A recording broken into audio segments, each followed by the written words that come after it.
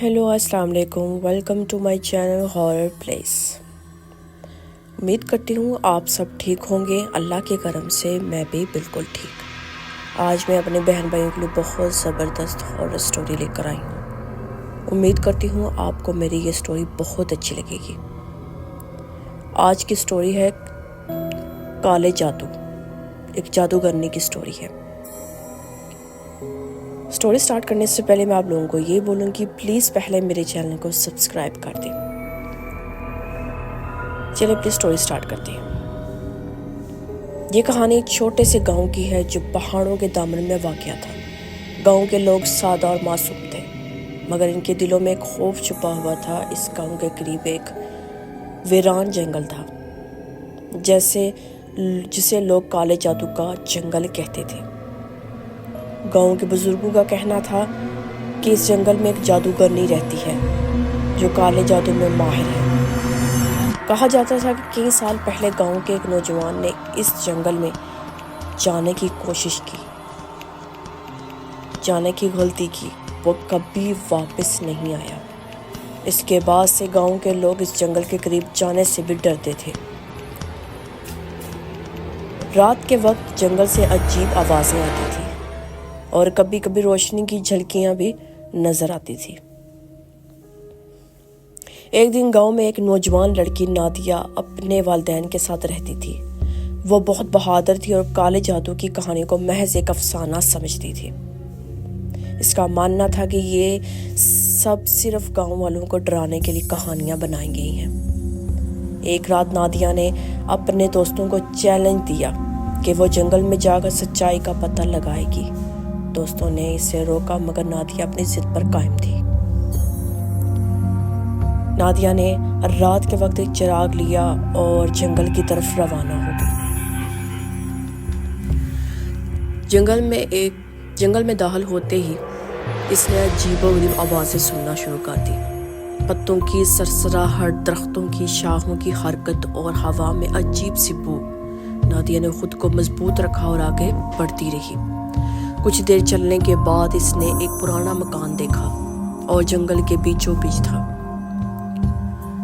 मकान की खिड़कियों से मध्यम रोशनी झलक रही थी। नादिया ने हिम्मत करके दरवाजा खटखटाया। दरवाजा खुद ब खुद खुल गया। नादिया अंदर गई तो इसने एक बूढ़ी औरत को देखा जो एक बड़े से घड़े में बैठी कुछ कर रही थी। औरत ने नादिया को देखकर मुस्कुराते हुए कहा, तो आखिर तुम आ ही गई, मैं तुम्हारा इंतजार कर रही थी। नादिया हैरान रह गई, आप मुझे कैसे जानती हैं?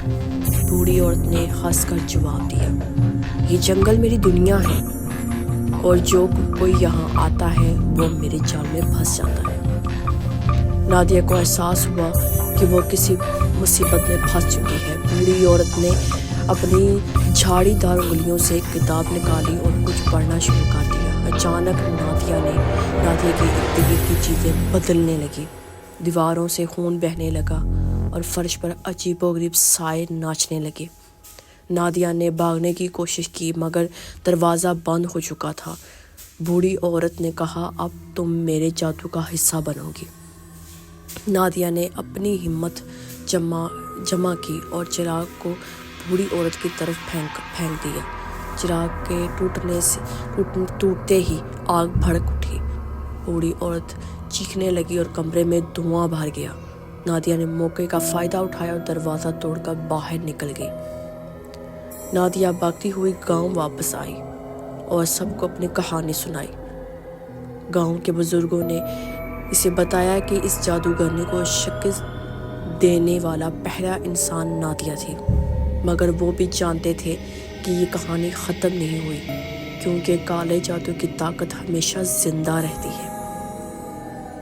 इस दिन के बाद नादिया ने कभी इस जंगल की तरफ रुख नहीं किया और गांव के लोग मज़ीद मुहतात हो गए, मगर जंगल से आने वाली आवाज़ें अब भी इनके दिलों में खौफ पैदा करती थी।